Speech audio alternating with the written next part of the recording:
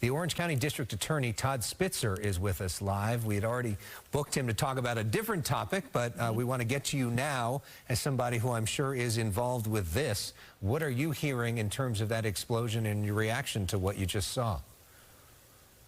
Well, I was a police officer for 10 years and have done a lot of trainings, and a lot of trainings are obviously dangerous. You try to prevent every potential exposure from happening, but you know, accidents do happen, and it appears as if no one was seriously injured. Obviously, we heard about a surgery, and that's not life-threatening. So while these incidents do happen, and I am being briefed, I was briefed earlier before we went on the air, and then, of course, I'll be briefed throughout the night. But my heart goes out to the Sheriff's Department and to Sheriff Don Barnes and his amazing department, and I'm just very, very thankful. It appears that no one was seriously injured. Yeah, that is great news. And of course, we do have our Ed Lascos. He's on his way there, so he will be covering this for the Fox 11 News at 10 o'clock tonight. DA Spitzer, as Alex mentioned, we had you booked to talk about this big public safety ad campaign that you and your office has launched. I'm sure folks have seen some of your billboards and also bus ads around town. This is a multi-county public safety ad campaign. I think we have some images. It's important to show the images while the DA talks about it. They say crime doesn't pay in Orange County. Why did you feel the need to spend quite a bit of money to do this? And you say this is non-taxpayer funded. Where does the money come from? So this is asset forfeiture money. The good news is there's no taxpayer money. This is money that we seize from criminals from their criminal activity. And so we use this money under federal guidelines, and part of the requirement is public education. So the public education is very, very clear. You know, when I first formed our smash and grab and aggravated theft task force in the district attorney's office in response to what was happening in Los Angeles and Orange County and Southern California, of the 141 initial arrests that we had, only one was from Orange County.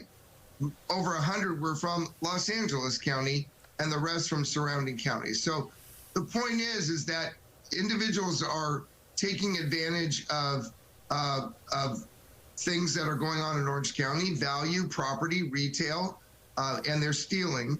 And I want to make it very, very clear, since I do share a border with a DA who has a very different philosophy about the enforcement of crime, Mr. Gascon, that if you come to Orange County, you're going to pay a much different price than if you committed your crime in Los Angeles County.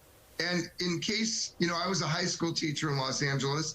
I was a police officer in Los Angeles. I grew up in Los Angeles.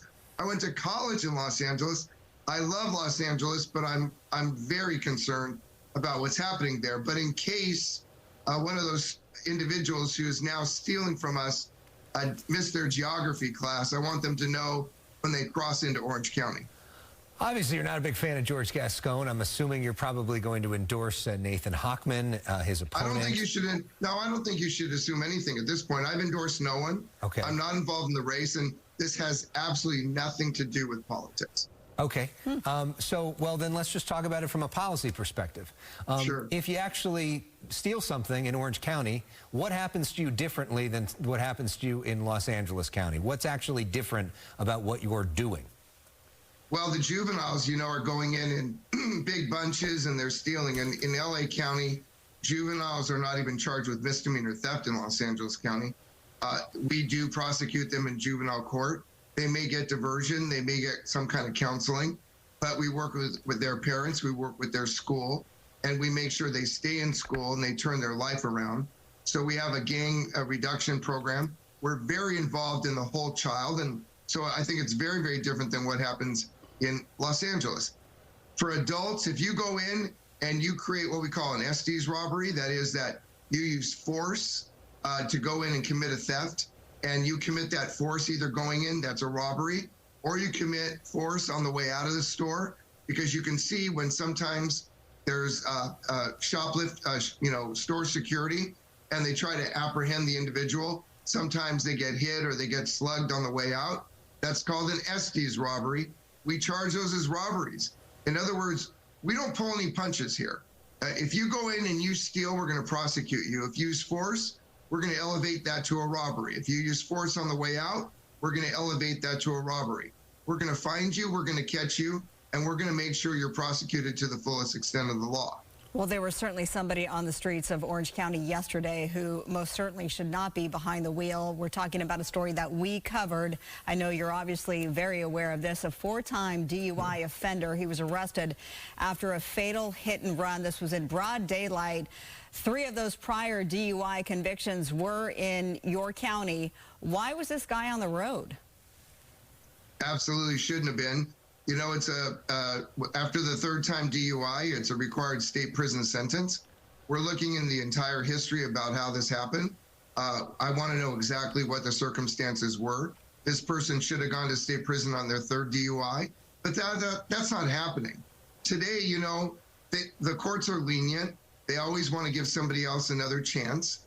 And, you know, as you know, I have a prosecutor assigned to the United States Department of Justice, and I use that prosecutor to prosecute individuals for, you know, say supplying fentanyl and they kill, and we charge them with murder under federal law.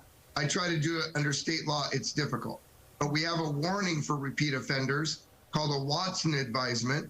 If you drink and drive, you're warned that if you kill in the future, you could be charged with murder. This individual obviously has been repeatedly warned, and certainly this time this person's going to be eligible for being charged with murder. Frustrating for a lot of people that that person was out on the streets. Orange County District Attorney Todd Spitzer, thank you so much for being with us. And if and when you are ready to endorse in the LA County District Attorney race, feel free to come back. I just want to say one thing. Do I have 30 seconds?